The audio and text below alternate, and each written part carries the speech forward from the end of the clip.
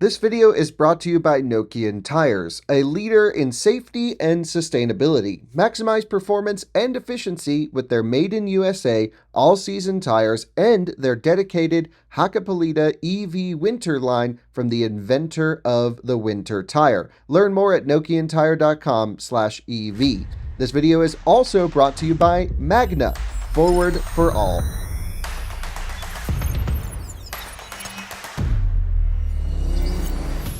Hello and welcome to another Out of Spec Reviews video. Welcome to Portugal and welcome to the new BMW 5 Series. And in particular, this is the new electric i5.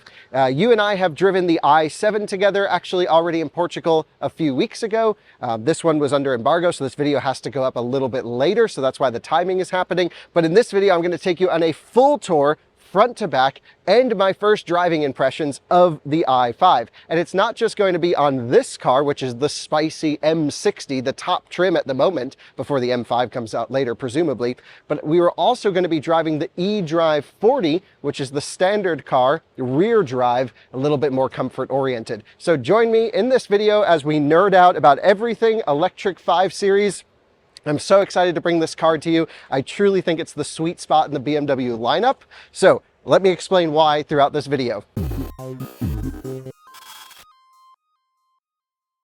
So let me walk through just a little 5 Series history for you, starting with my mother actually had a major car accident when she was pregnant with me in a 5 Series.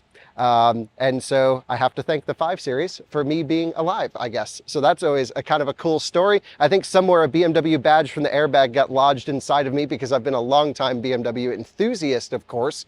But I think maybe some of the BMWs of recently I've lost a little love for. But then it started to come back with the i4 is a really cool car, the i7. Yeah, if you look right over here, you can see the i7 in the Duracell battery spec. Always a funny color combination. This is the M60, and then also a frozen tanzanite blue. They're great cars. I actually have a full review on this channel already of these two cars, and I'm like, okay, BMW's really coming back. But to be honest, this is the car I've been looking for, priced considerably less than the BMW 7 Series, starting in the mid $60,000 range in the US. This one, being the M60, is about mid $80,000 range. It's much more of an attainable cost. And the big question is, how much are you giving up over the truly almost perfect i7 from an ultimate luxury standpoint? The 5 Series is the business class sedan. It is the bread and butter for BMW, in this class of vehicle. The previous generation, I believe, outselling all of its competition. And now, yes, fully electric. So just like the i7 on this tour, I'll explain a little bit about the car, some rationale. The combustion engine version, well, the chassis can support combustion in terms of petrol, diesel, plug-in hybrid. The plug-in hybrid's pretty cool. It's got a 19 kilowatt hour battery pack, 145 kilowatts, if I remember correctly, pre-transmission, and it will do over 100 kilometers. So 60 miles of driving range, all electric in the plug-in hybrid, in the 530e and maybe the 550e, but those are not coming to the US. So no plug-in hybrids for the US for launch.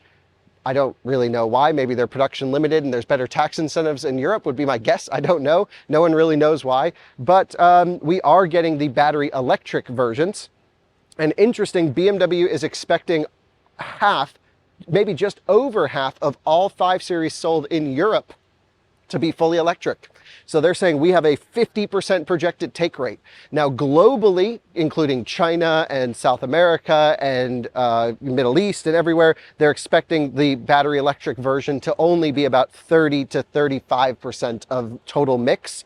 I don't know what the US mix is going to be, but I imagine 30 to 40% in the US battery electric. I really think this car is going to be something special. So, again, the platform can hold all of these different technologies, but what's really cool is it was designed from day one to be battery electric, and it was sort of adapted to combustion later, if you will. Similar to the i7, it's a battery electric car from the ground up, adapted to handle the combustion engines. So I'll walk you through the battery layout because it's pretty fascinating how it's all done. What's powering this car? How is it all done? In the center of the vehicle is the high voltage battery pack, again, low on the ground, just like every EV.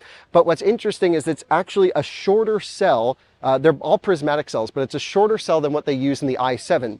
What that means is the seat can be mounted lower. If you remember in my first drive of the i7, I did the combustion one, the 760i versus the i760, which is the electric one. And in the electric one, you sit a bit higher. So it had a different floor pan.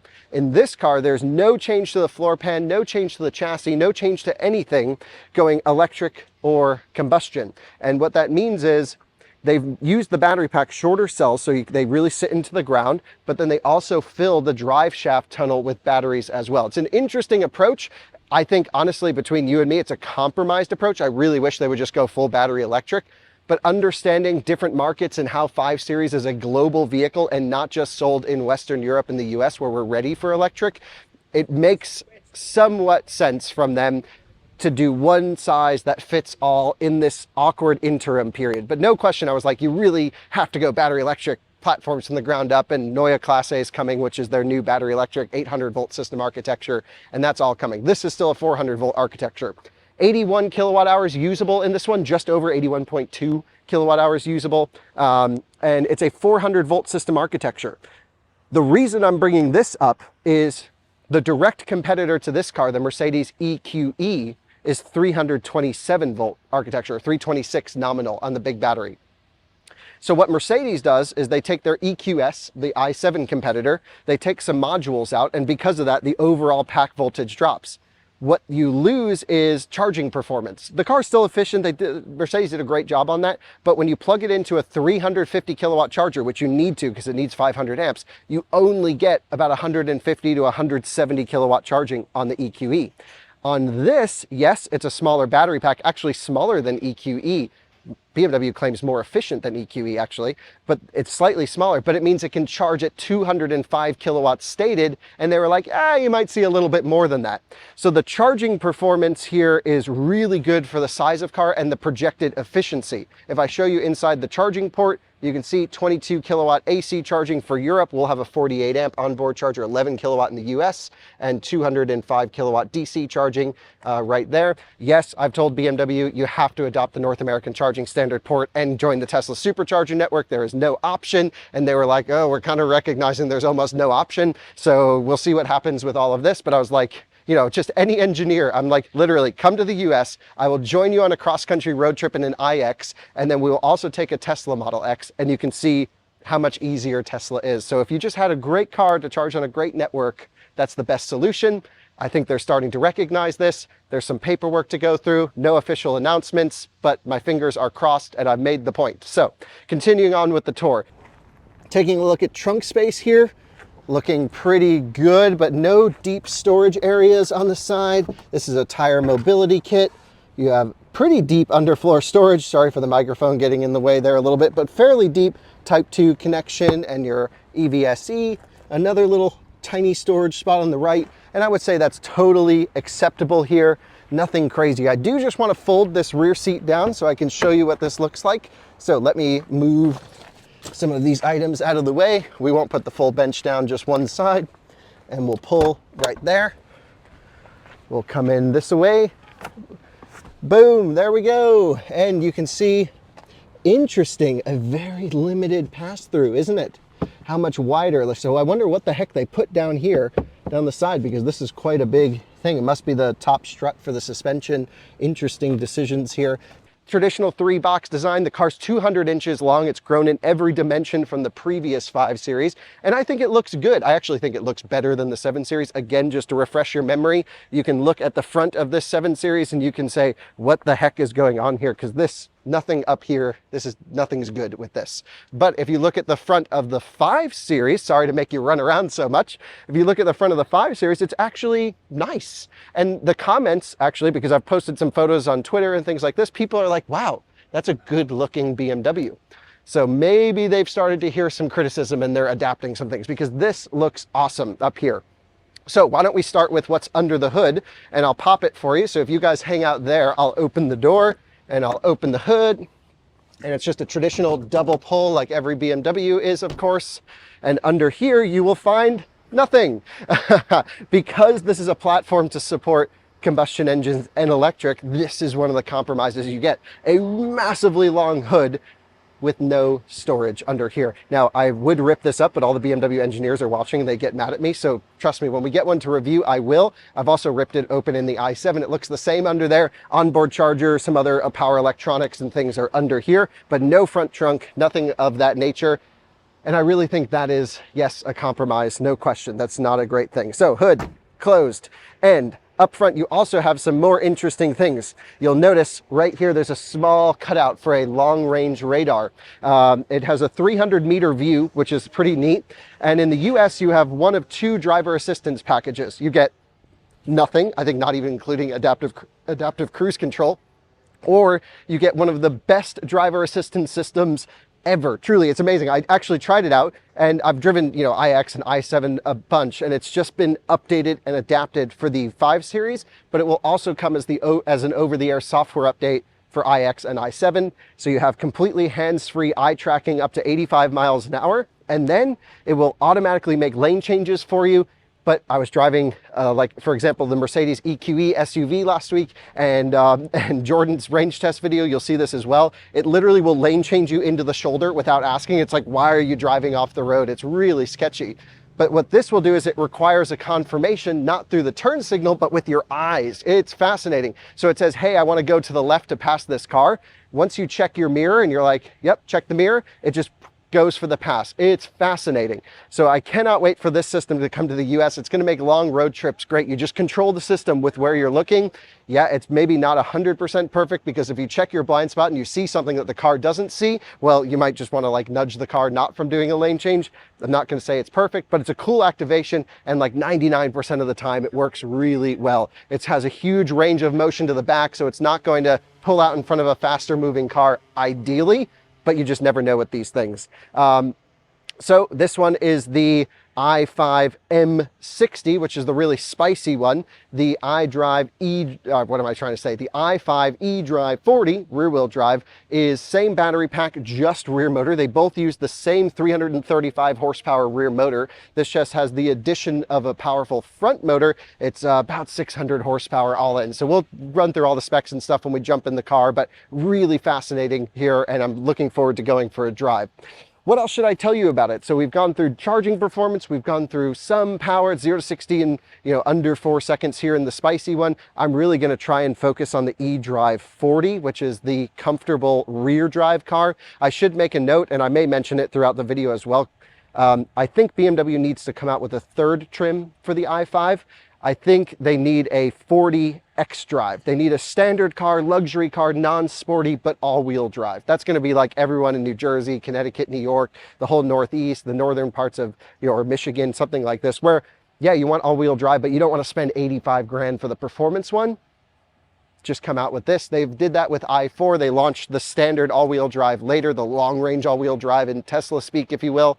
And so here we have the performance all-wheel drive. Let me show you inside the car, because I haven't done that yet. That's one of the best parts of this car. If you just peek inside here, you'll see this really nice brown interior. The standard interior is completely vegan on the 5 Series, which is cool. This one's not. I believe this one is a leather interior, but you can spec as standard a vegan interior. It has the big iDrive displays, of course. And let's do the backseat test, shall we? So what I'm going to do first is sit behind myself. So let me adjust the driver's seat. If you guys stand here, you'll be able to see me get in.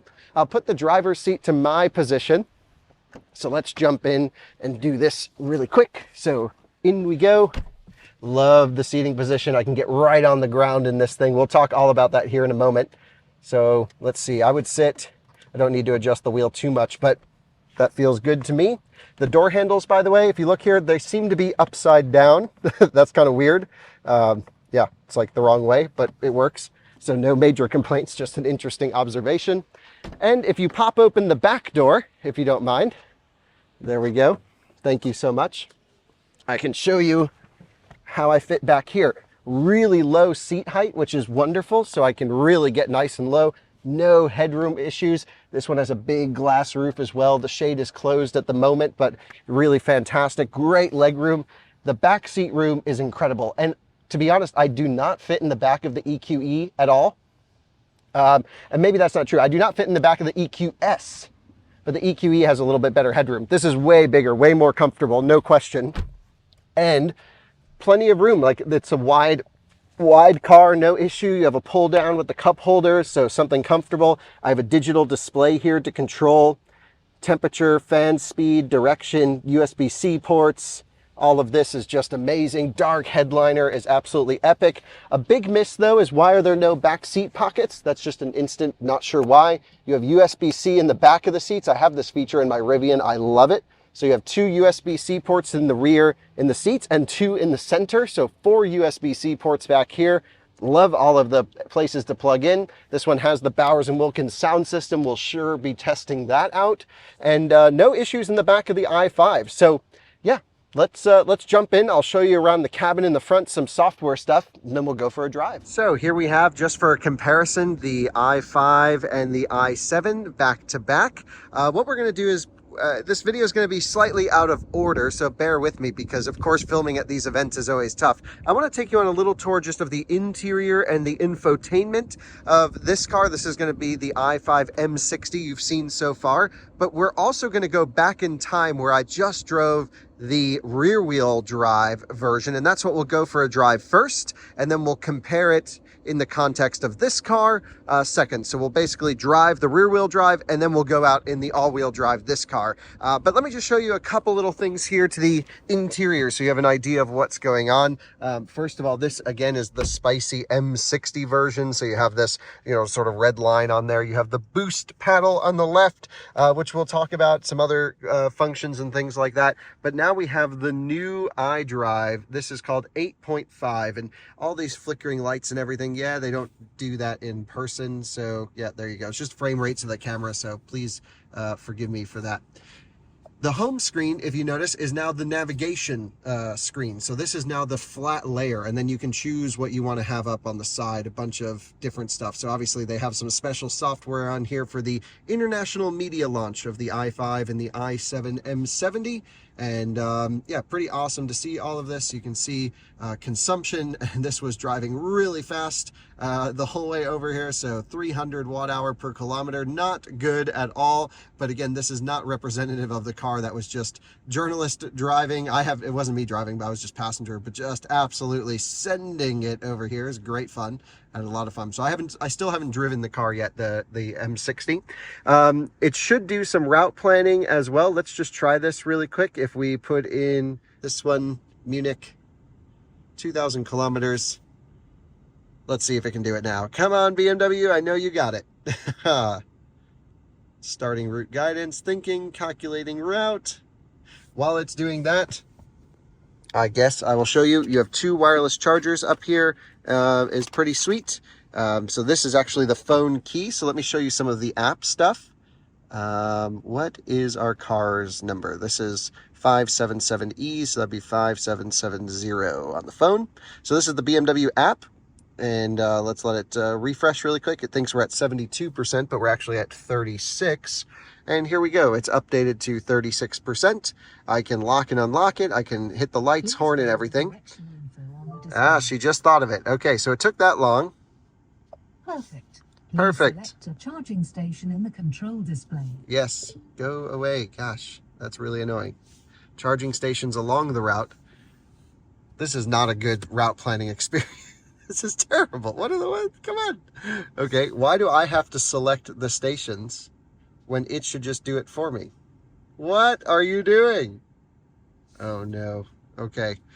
Maybe the route planning still needs some work. I don't know. I turned on the charging route thing. Maybe it's better for short trips. I had similar issues with the iX and the i7 actually, just having little bugs, and now it says it can't make it there. Okay. Anyway, the app is good. So the app is your phone as a key. So it actually operates like Tesla. So you keep this off in your pocket. As you approach the vehicle, it unlocks. As you walk away, it locks. It does all the correct things. You can control a bunch of stuff. You can actually see like your trip statistics going back in time for different trips and going into more information on each day over distances. You can see it's 8% efficient mode, which is everyone's just ripping this car around, so it hasn't been in efficiency mode very much. You can remote control the car, move it around. We can actually pull up the cameras, so we can go remote 3D, waking up the vehicle. This should go. And you can view all the cameras just like you can Tesla. The one thing I wish BMW would integrate, of course, is dog mode. I think that would be great to have some sort of pet mode or something like that. And yeah, oh, look, it just came up with the route plan. About time. So it's saying 16 minutes, 34 minutes, 29 minutes, 20 minutes. So it did a great route plan. It was just a long route. I think that was unacceptably too long for it to calculate, though. It's also, it's a long trip, 2,000 kilometers, but that's not uncommon for our type of driving, at least. And this is now the best route planning I've seen from BMW. So nice work to them. That was pretty great. If I come here to route overview, now it has forgotten all the chargers again? Really? Change route, I don't know. Didn't it just show all the chargers and now they're gone? Okay, I got to talk to the engineers about this. They really need to get this right before market launch. That is so important to get right. Battery preconditioning also has this manually. I'll show you really quick. If I come to the home screen, that's in the navigation. I click this 4 buttons. We're going to go into the vehicle modes here. I can come to charging. And then over here, you can say preconditioned battery. So if I hit this, boom, there we go. We can activate automatically, which would, when it puts in a DC charger for a trip plan, automatically precondition, or we can manually start battery preconditioning. And preconditioning will actually now show you the time it needs to get to 25 degrees Celsius, which is their target preconditioning temperature. Interesting to just have a single temperature, but 25C isn't that warm anyway, so I think it's okay. The cars charge okay, but it's still 400 volt system architecture. 200 kilowatts is fine. 205 is fine, but it's not class leading in any way. But the curve is good, they claim. And I'll talk a little bit more about that as well when we have the car on test in the US. So all looks good here. Receive suggestions to precondition. Sure, I guess we can deactivate this because we're not going to be DC charging it. This is where you can put in your different charging contracts for your BMW. So you can have like a Ionity plan or a workplace charging plan, something like that. All good. The car recommends an 80% daily charging limit. So you can see right there, 80%. And then, as you go up to 100%, it'll let you, but it's not great for the car. You can see the little battery with a heart icon right there. Actually, that's what it wants to be charged to, 80% every day. And honestly, less than that is even better for it. So maybe 50% or even 30% for storage, because it lets you go all the way down to 20. I would probably park it at 30% if I go away on vacation and leave it plugged in. You don't really need to think about it too much. Degradation seems to be better than what everyone thinks, but these are just some tips and tricks. Really nice. Actually, someone had told me this is the leather-free Vaganza interior, so I'm loving this. I can't believe this is leather-free. It feels amazing. Very similar to that leather we felt in the Mini Countryman that I was really impressed with. So that is fantastic. Similar material, I'm sure. They call that vest skin, and this is Vaganza, but okay, interesting. I think they just tried to make vegan sound exciting. You still have your center stack down here, so start button, shifter, park, auto hold, on or off, but there's also one pedal driving. We'll talk about that when we drive the iDrive 40. You have your parking cameras. You have this is to pull up your driving settings. This is glass and or crystal, and it's so reflective. It's honestly really annoying. I was just sitting in the passenger seat driving over here getting absolutely blinded by the light that was reflecting off of this, so it was brutal. Now we have our 12 charging stops back up. Here we go. And thank you. Turn off. The cool thing about this is it will tell you your arrival state of charge, 31% at the next charger, and it will tell you your state of charge on arrival at destination. So whenever you have a destination in, it will tell you what you'll get there with from a state of charge standpoint, which is truly fantastic. So I'm so glad that that function exists, and yeah, really, really, really good stuff.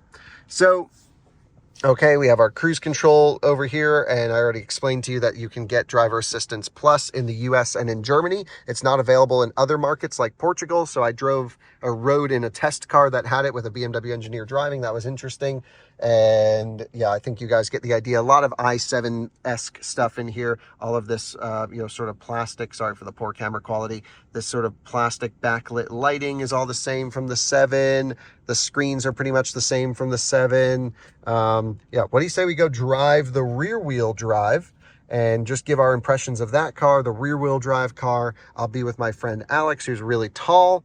And then what we'll do is we'll jump into this one, the M50, and go for a drive. Well, you join me inside, ready to drive the rear-wheel drive i5 now. And yeah, so many interesting things that are different between this and the i7 right off the bat. But instantly I'm noticing this boost paddle on the left-hand side. This, I believe, is only available in the M Sport trim, and you hold it for 0.8 seconds and it activates full power, basically, and turns on all this stupid iconic sound stuff. But like most BMWs, there's different driving modes that we can be in. There's no real comfort, sport, and efficient. There's personal, which is similar to a comfort mode, and then there is sport, efficient, expressive, relax, and digital art.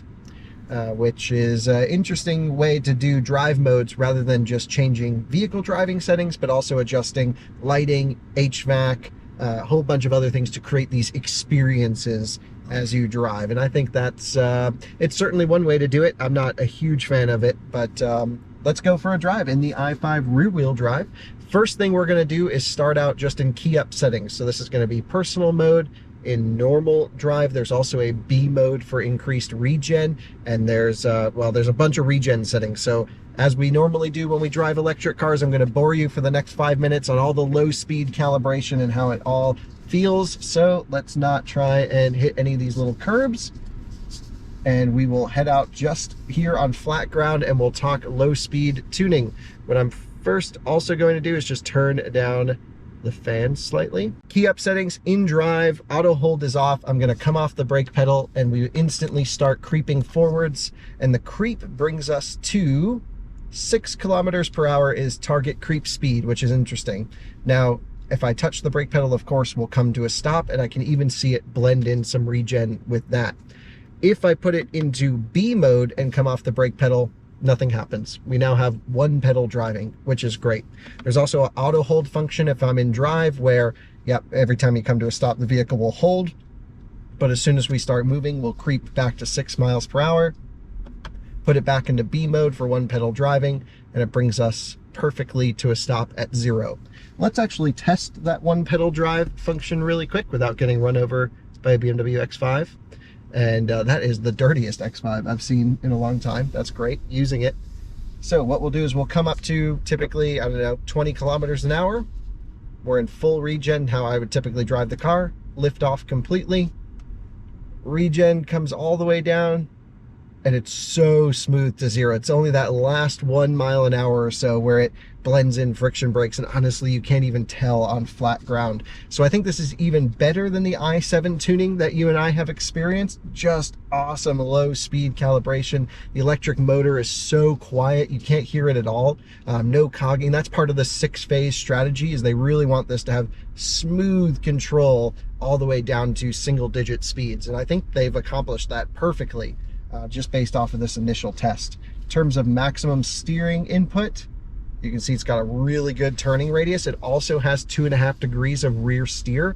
I'm unsure if that will be standard or optional, but the rear steer function, you guys know I love rear steer. Even that 2.5 degrees makes a world of a difference. Alex was driving earlier, we're in these little tight streets, and we were just whipping in and out of these little, I don't even know how you would describe them, but little neighborhoods, and it was so useful to have that rear steer. So loving that. It also, as standard now, has a variable steering ratio. So as you expand your speed, your ratio will change versus at low speed. The rear steer, though, I don't actually think, on second thought, is standard in the US. Since we're here on flat ground, no one's around, let's do a launch to start. We'll just look at maximum performance. We'll go sport mode. We'll pull the boost paddle, left foot hard on the brake, flooring it with the right, and okay. So that's 90 kilometers per hour. Not the fastest thing on the planet. 335 horsepower, 5.7 seconds to 60. Yeah, that's okay, but it's not not crazy fast. I'm looking forward to driving the M60 in a little bit, but now that we've experienced maximum acceleration, we'll save the sporty driving for a little bit. Back into comfort mode now. Let's go for a cruise. Let's do the thing a 5 Series owner would do, which is get in the car and just want to comfortably arrive to their destination. So a little customer representative driving at the moment, if you will. We'll do what 5 Series owners do and go for a drive. See you in a moment. Well, you joined me out for a cruise, and wow, instant impressions are BMW does the BMW thing really well. In terms of a daily driver that's meant to just get you from A to B, there's so much i7 DNA in this vehicle. It's pretty impressive as to how it wafts along and just cruising so quietly and effortlessly. Loving driving this car. The seat position is even better than i7 in my impression. Just being able to put the seat on the ground is amazing. Alex, again, 6'10". Can you share how you fit in here? I fit great. The low H point is a godsend, honestly. And he really is the tallest person I know. And yeah, an unbelievable seat room. So can vouch that it's better than the 7 Series and i7. Yep, definitely better than the 7 Series. So if you're a big person, tall person, this is the move. We are going to be cruising down the coast road. It feels so much like cruising up and down PCH around here. It's just unbelievable. And in terms of the quiet comfort stuff, 5 Series hasn't always been the most refined package. It's been good, but there's always been a reason to get 7 Series. And I think this car is the exception to most 5 Series, except for one thing, which is Alex actually drove halfway up here earlier, and I was noticing quite a bit of wind noise coming off the wing mirrors and just this top structure of the roof line area. There was about a 6 or 7 decibel spread floor to roof, which you always expect some decibel spread, but not quite that much in my impression. And also talking to the BMW engineers, they just don't have as much glazing. They don't have the double pane glass. The glass is thinner in general in this versus the 7. So it's a lot of these, I would say, sort of topics that are different between the cars that don't necessarily show up on paper when you're comparing an i7 to an i5. It's like these intangibles where you really feel, okay, they took some stuff out. And honestly, they had to take some stuff out because the car is starting in that $60,000 range, not a $90,000 or $100,000 range like a 7 Series. But even with that huge spread in price between this and an i7, I don't really think you're giving up that much going with the i5. My impression instantly is the i7's really, this takes all the sales that someone would have spent to buy an i7. They would just go i5. So I haven't driven the M60 yet performance-wise, but just in terms of comfort cruising and driving around here, you still get this unbelievable steering fidelity with the rear steering. You get this super soft suspension. And yeah, I mean, we'll talk about how the car feels at higher speed. We're just passing a Mercedes EQE, a direct competitor to this car. I can tell you right off the bat, my personal preference is to go for i5 over EQE. I actually prefer the Mercedes-Benz user experience software to the BMW, but yeah, this is just a way nicer car all around. And actually, talking about software, maybe I can share some input on the software right now. This is iDrive 8.5 in the 5 Series.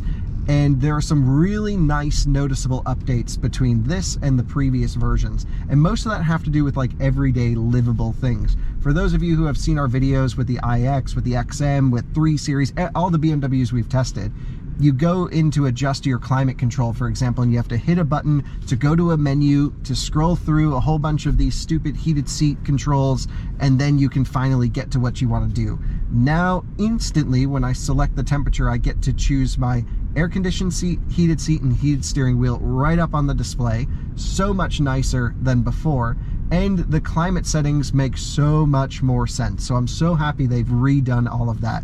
There's also some new updates and functionality, like there's now in-car gaming, which is, I don't really think anyone's going to use it. It's pretty, I don't know, lame is my impression. Doesn't fill up the whole screen, but they do have some cool functions where you can scan your phone and actually use your phone as a controller, which I've never seen before. With Tesla, you can plug in like a PlayStation controller or an Xbox controller through the USB port, but here you actually don't even need to download an app or anything. You just scan the QR code, the phone connects, and you're good to go. So okay, seems cool, seems interesting. You also have YouTube in the car and some other video streaming platforms, but who cares about other streaming platforms when you have YouTube? It's all I use, at least, so that's pretty nice. Yeah, so that's software, doing the cruising thing. I kind of want to hit some twisty roads and see how this drives when we go quickly, so we'll certainly do that. We'll hit the highway, of course, as the last portion of this video, and that will conclude the eDrive 40 section, and then we're gonna go full send descend in the M60 after this one. So we found some good roads, so let's dial up the car. We'll go into sport mode, the seats squeeze in. Again, it's all these experience modes. And then within sport mode, we can actually go into settings, and everything's dialed up into sport steering, suspension, all of this stuff. No Sport Plus on this car anywhere mentioned. Again, just the rear wheel drive. But then I can also back off the traction control in 3 levels. Actually, there's 4 levels. There's full on, there's the sport mode traction control, which allows a tiny bit of slip and some yaw movement of the vehicle. And then there is Sport Plus traction control, which the BMW engineers were saying is tuned very similar to dynamic traction control, so DTC mode in old BMWs.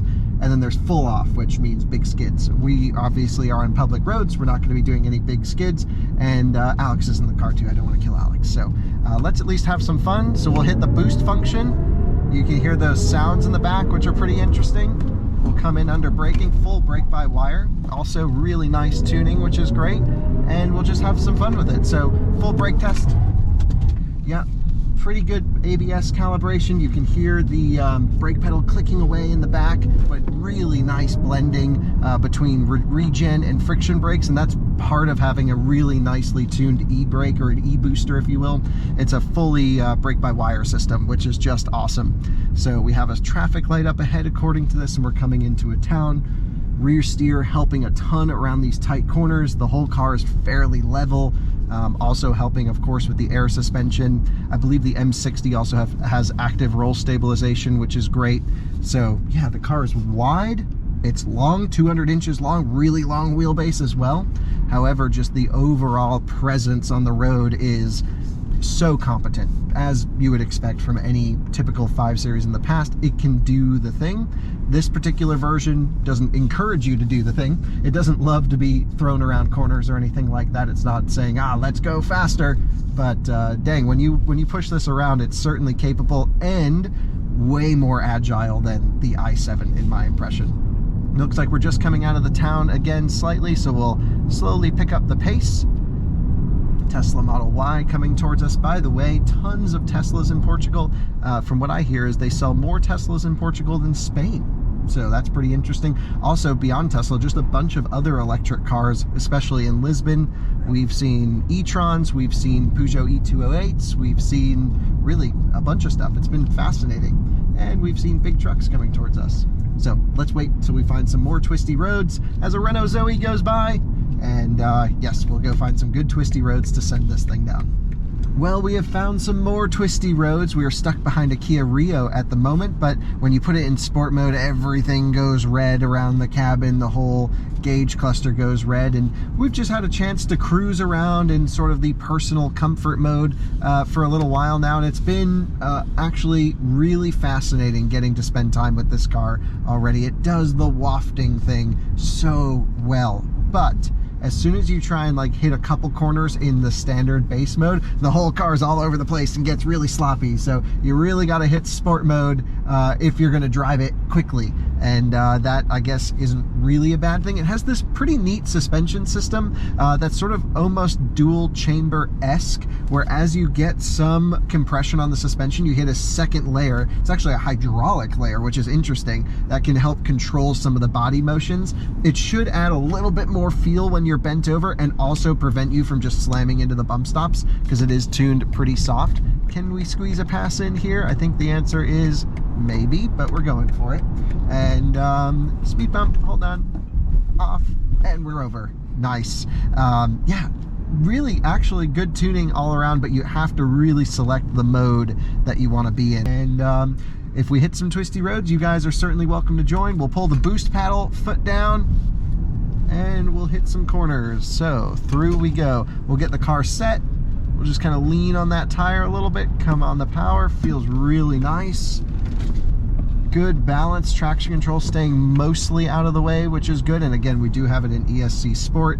Tight roads, but even with such a wide car, very confident to know where the corners are, to know how the car is placed. And I think that's all the sporty driving we're really gonna get in this one, just because lots of traffic and not great roads. But that's okay. You guys don't come to us for sporty driving, you come to us for efficiency testing. So let's hopefully hit a highway here in a moment. And yeah, see if we can do an efficiency run and log a number. Perhaps we'll see. Well, you join us now merging onto the highway, and yeah, just was cruising around in the 5 Series. This is a car that will, no question, make traffic comfortable. Good sound system, really nice low-speed tuning. It's just great to inch along in sort of traffic, and yeah, does what it needs to do. So let's get up to speed. Let's set the driver assistance and see what we have in this one. There's actually different versions of driver assistance for different country, but the US is going to be pretty easy. You either get no driver assistance, and I think that actually means no adaptive cruise control, like just basic assistance, or you will get all of it, literally the top system, which is a hands-free system. So this one is doing lane centering. This is the driver assistant mid-spec that we're not going to be getting, and so there's not much use talking about this system at the moment. Can't wait to run it in the hogback with the updates. But just cruising here on the highway, suspension is great. Really a nice cruiser. The only complaint that I have about this car is there's quite a bit of noise coming up here, wind noise wise, and it almost feels like a distractingly high amount of wind noise because everything else is so quiet, of course. So that does take away a little bit from the experience. This system doesn't really seem to be tuned perfectly for lane changes yet, but just wafting along, awesome stuff. I still want to point out 295 miles of EPA rated range, roughly, with an 81.2 kilowatt hour battery pack. That's pretty good. It was also like they were 5 miles away from hitting 300. So I wonder, these are still the BMW estimated numbers. I wonder if they'll find a way to hit 300 when they do, you know, it in the EPA test. I'm not sure if they're running the 5 cycle or the 2 cycle or which one they'll be rating the car in. I'm assuming the same as the other BMWs, which, forgive me, I don't know offhand. But the efficiency seems like really good here, and the fact that this is the single motor car, it all seems really really good to me. The efficiency will also change based off of your wheel selection, an M Sport trim versus the standard car, of course, so all is normal there. This one's not on the Aero wheels, but man, we are averaging 13.3 kilowatt hour per 100 kilometer, basically 133 watt hour per kilometer. Insanely efficient, but we're on the downhill, so it's not a useful number without running a full loop style test. This is what the 5 Series is built for: sitting on driver assistance, munching miles, using the in-car route planner, getting to the DC charger, plug and charge, 200 kilowatts to, let's just say, 50, 60, 70% state of charge, and then blast off to the next. And the driving portion is just great. The seating position is wonderful. The sight lines out of the car are great. I do have blind spot monitoring. The C-pillar is not even that large. There doesn't seem to be any noticeable huge blind spots at all, which is great. And the ride comfort is almost unmatched from anything in this class. I was actually just driving the EQE recently. However, that car was not on air suspension, and this car, the i5, comes standard with rear air suspension. So I think base car to base car, the i5 is going to win in the comfort category, the styling category. The efficiency category will be interesting because Mercedes is also extremely efficient. Tesla, of course, also extremely efficient. But this is just a way quieter, way nicer driving experience than any Tesla. And I say that as owning 2 of them. You know, this is just night and day difference from my Model S. And if you don't need to go long distance using supercharger network, well, maybe this should be really something to consider, especially in that $60,000 price range. So yeah, we'll go blast into Lisbon after just a fantastic day of driving the new i5. But call me super impressed with the rear wheel drive. No one needs more than this car, unless of course you need all wheel drive. Then you'll have to bump up for the M60, at least at the time of this recording. But like I mentioned, I think BMW should offer a non-performance all-wheel drive variant like they do with the i4. I think that's really the sweet spot for this car. So back up to speed we go. You're definitely going to use full power if you need it, but it's smooth and it makes power all the way to high speed. Let's go blast back, and I'll give you my final thoughts on driving the i5 eDrive 40. Guys, just look at this view. This is crazy. How gorgeous is this? Windy, beautiful, gorgeous buildings all around, views as far as the eye can see. This is just next level.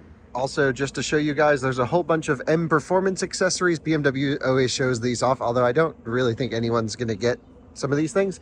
Anyway, just to show you, you can get wheels, you can get floating hubcaps, you can get M Performance front attachment in carbon fiber, side skirts, antennas, rear diffusers. And so this is a car that has every option selected. It actually even has different wheels on this side versus that side. The other side are the diamond cut ones. I mean, yeah, nice carbon touches throughout, but you know, are you really going to do this to your i5 M60? I mean, maybe there will be a few people, at least they offer it. They've always done this, so perhaps there's a market for it. Maybe you'll see a dealer do one up, fully spec'd. And yeah, at least, you know, you have the option to go absolute crazy if you want to. I think if you're going to do something like this, maybe just save for the M5. Light up grille, of course, on the M60 version, looking pretty interesting on this one. Yeah, nice diffuser up front, different wheels, so a huge catalog of accessories, as is the case with every BMW. It's amazing how much effort and work they put into the entire options list and parts catalogs and after sales for a launch of a vehicle. It's pretty amazing. We are now pulling out in the i5 M60, and this is the xDrive dual motor version, of course. And you know, the most important thing to me jumping in this car is that they can't give up on the luxury stuff that the regular i5 had. I was really impressed with the ride comfort of that car, of the standard rear wheel drive. The quietness was amazing, and overall I was like, why would you get a 7 Series over this one? Well, I just had a chance to drive the i7 M60, and yes, the 7 Series is a lot more car. It's bigger, it's cushier, it's less, you know, this is less premium by quite a bit actually, but I still think you're going to get 90% of the experience here with the i5 that you would have in the i7. So i5 M60, what do we have? 600 horsepower, 605 pound-feet of torque with launch control, 3.7 seconds 0 to 60. Everything else you got, this car will come with 2 years of free Electrify America 30-minute charging sessions, so just something to be mindful of. If you get the car, don't rely on that for everyday charging, but if you go on a trip, it may not cost you anything, and it'll have plug-in charge to activate. So BMW gets the charging thing, I would say, pretty well. And yeah, they're definitely pushing the networks to improve, and hopefully joining NACS as well, so that they can provide their customers even more. The left paddle here puts us into a sport boost setting. We are at 36% state of charge, but the BMW engineers said, like, you really don't lose performance across the state of charge range. They've tuned it so it gives big power all the way down. And actually interesting, a bunch of people just walked by the car on the right side and everyone's like, wow, that looks pretty good. And this one in the frozen gray on this sort of brown interior is a great spec. These wheels are amazing. And I really only have a few minutes with this car, about 25-30 minutes to share my impressions of the M60, but there's some things that I want to tell you that I'm already noticing. First of all, it's on the same exact tire and I believe wheel as the iDrive 40 that I drove yesterday. So the side-by-side comparison is going to be with the same tire. But we have completely stiffer bushings up front. We have different tuning for the dampers, different tuning for the air springs in the back. It also has rear steer, and it has a electronically disconnecting capable front sway bar. Now in the US, I think there's some supply chain issues. It's not actually coming at launch, but it'll come just after the first batch of cars. This will be available. My understanding is they'll spec the press cars with them, and then the customer cars will get them in a bit. I don't think many owners are going to care or even notice, to be honest, but it's a cool technology where it can decouple the front suspension, so the front left and front right wheels can actually, and I believe they do it on the rear too, but can act independently of each other without affecting the other wheel. What that means is if you're just cruising straight, the whole car's relaxed. It's letting the wheel work, hit the bumps and come up without affecting the other wheel, so it means the car stays level over undulating surfaces.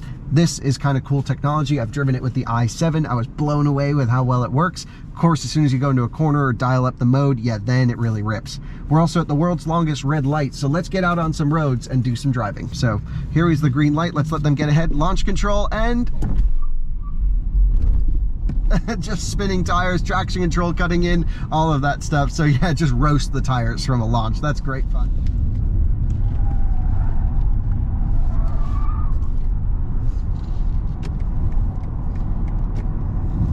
We are in just comfort mode, cruising along here, going through the barriers. I'm gonna pull the boost paddle, so let's do that and blast away. Just still sustained power, still floored. Wow. Just doesn't stop pulling all the way. So I'm sorry to the people of Portugal for spinning the earth backwards, but great torque, great power, dead silent motors, truly dead silent. I thought the addition of the front motor I would hear a little bit more. Nope, not at all. It is as quiet as a mouse. It's really impressive. And not even a mouse, like you cannot hear, there's no auditory difference between full throttle and no throttle. It's fascinating how quiet they've made this car as I drive down the middle of the road here. Looks like we're just about to exit here in a few minutes, so let's blast along. I'm doing 130 kilometers an hour, which is, you know, typical motorway speeds in Europe. And the ride in comfort mode is awesome. The whole car is settled down. There's no weird undulations or anything. I noticed a little bit of body porpoising in the 40 in the rear wheel drive. That seems to have all been tuned out here with this particular one. It's just a slightly more sporty, slightly stiffer, and I think it's worth the compromise. But for sure it's tuned a little bit stiffer than the standard car, as you would expect. So I'm not telling you anything you wouldn't expect. I think if they could just make it a little bit quieter for the next LCI version, that would be my only request. You know, charge another $1,000 or $2,000 and match the quiet level of a 7, or at least try and get close, because damn, after getting out of the i7 and into this, I'm like, oh, I really want to be back in the i7 with the noise performance.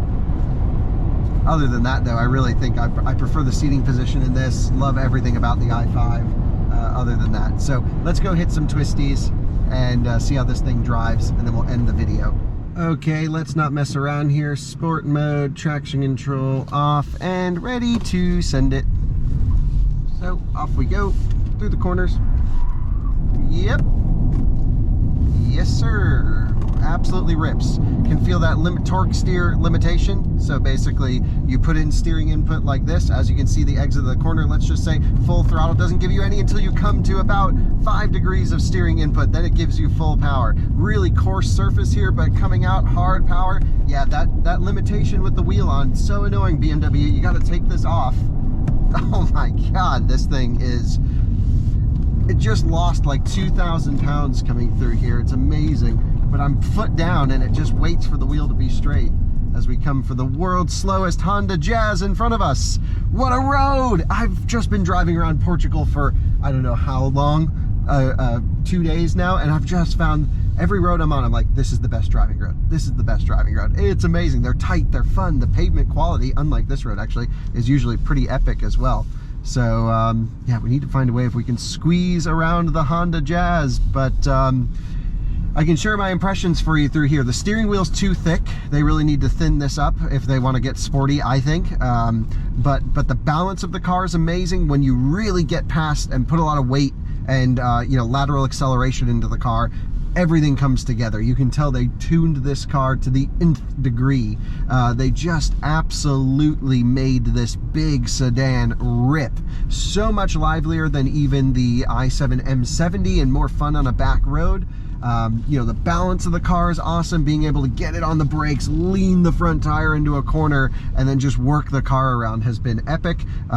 We'll just let the Honda go up. We'll just stop here because there's no one around at the moment. I'll just keep an eye in the rearview mirror. The main problem though, however, is when you have steering input of like this and you floor it, it doesn't give you power, which is really wild.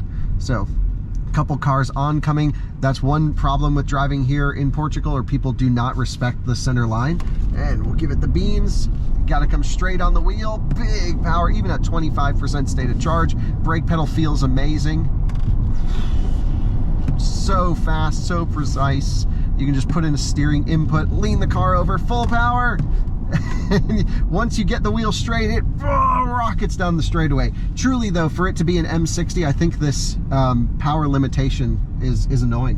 Like everything is great and on like maybe a faster road where you don't need so much power coming out of the corners, but on a really technical road like this where you have to go really slow, get the car set and then rock it back off. Yeah, it's actually getting in the way more than you would expect. So passing zone, let's go for it. Nice. Through the corners, hard power. Yeah, so like high speed cornering like that where you're really just moving, it's no problem to have this limitation, I would say. Really, really awesome stuff through here. Let's continue down this road because it looks pretty good actually. We have everything dialed up. ESC off. Oh boy. Leaning into the brake pedal.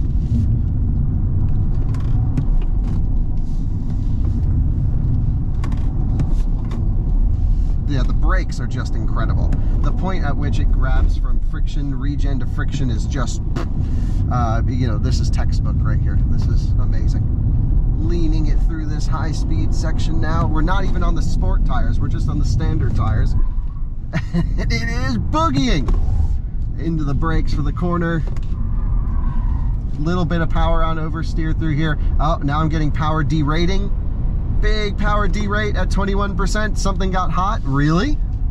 BMW was saying we shouldn't derate here. I'm only getting 60% power. It'll actually show me. I don't know if you'll be able to see it. I'm gonna make sure that the camera can pick it up here. This is the power derating that we're getting. You can see into regen now. So that gray bar up top is unusable power. So I wonder, now we're back to full speed. Yeah, something must have got hot. Huh, I didn't even think I was on it for that long for it to thermal derate. That was just a couple corners. Interesting. Okay, so much to learn here. And it's also, you know, from my perspective, at what point does it become a problem for the user, the buyer of this vehicle? And at what point is it just a problem for me as like, you know, a dude who likes to rip electric cars around, which is like almost no one. Let's just go back and drive that road again. I can hear the fans cooling the car. I mean, you guys have driven cars with me way faster for way longer on roads. I'm surprised that it got hot. Yeah, we're at low state of charge, but now we're back to full power. So it's not a state of charge limitation, it's a cooling limitation. We'll let it settle in. Sport mode is actually tuned pretty firm for roads like this. If I back it down into personal, oh yeah, just softens the whole thing out, lets it work. Nice. Now we're going to get back on some good roads. So back to sport mode. I like how it remembers. I like to have traction control off. So activate sport mode with ESP off. There we go. Now we're back on some twisty roads. So I'm just kind of making a little U-turn loop. I'm just trying different settings and taking a look at this thermal system. So into the corner, big power on the exit, big brakes into the corner. Yeah, you can actually watch the power dip with this limitation because I was matted the whole way and I watched the power bar come up as soon as the car came straight. It lets you get some rotation though, so you can really work the car and you're coming out with like sort of straight wheel, but man, it's so easy. When would you ever think you could make a car this heavy, this, I don't even know, overly engineered, dance around like nothing else? It's unbelievable. And it's quite nimble with the rear steering as well. Feels really nice. This is a car that you can just put anyone in and they can master it. Come on, go! So even pulling out of parking lots, you can't slide it out so easily. So it doesn't have the real M heritage in this car. Hopefully the BMW M cars that are electric, they don't have this problem with.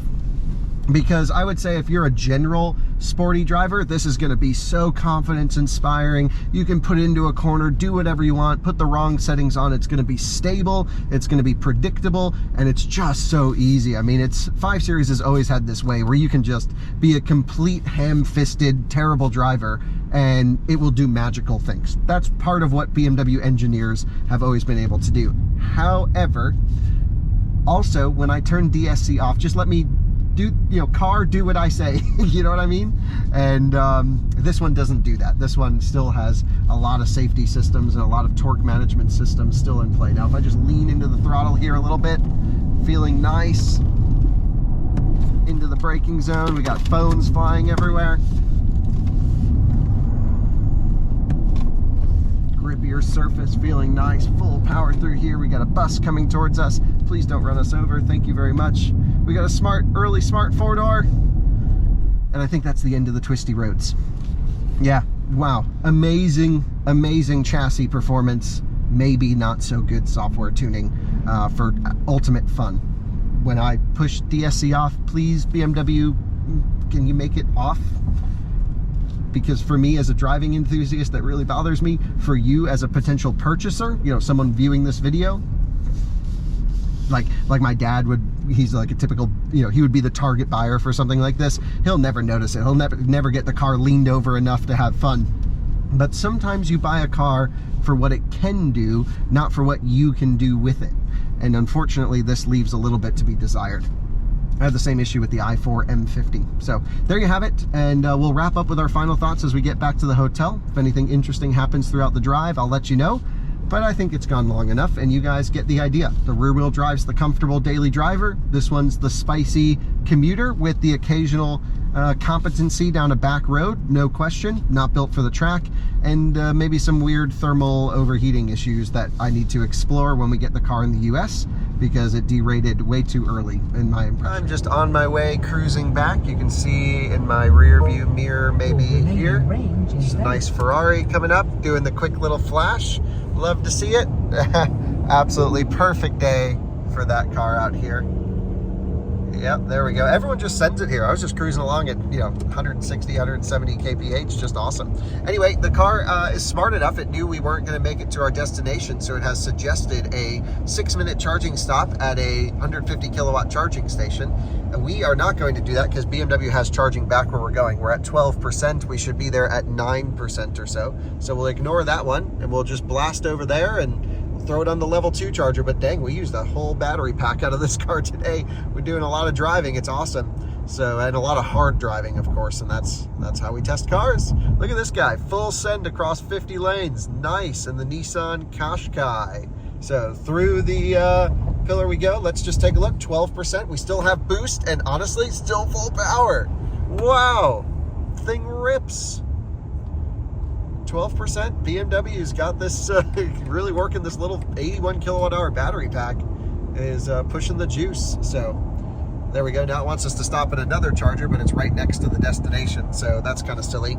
So anyway, let's head back to the hotel. Since we're low on charge, I'm just trying out this new maximum range function here, which limits the climate control and limits you to 55 miles an hour or so, 90 kilometers per hour. And interestingly, they almost had an accident there. Interestingly, yeah, it only gives you about 50% of power output. You can see right there, and it's nice and smooth. But if you want to go faster than that, you can push the pedal to the floor, essentially simulating a kickdown, like so. But then it comes completely out of max range mode. What it should do is just let you kick out of max range mode, get the burst of acceleration, and then come back to max range mode as you come back down to the normal speed or the throttle request. So I'm not sure why they make you activate it every time if you have to go for a pass. I think it's a bit of a shame, but BMW says you can extend your range up to 25% with this max range mode.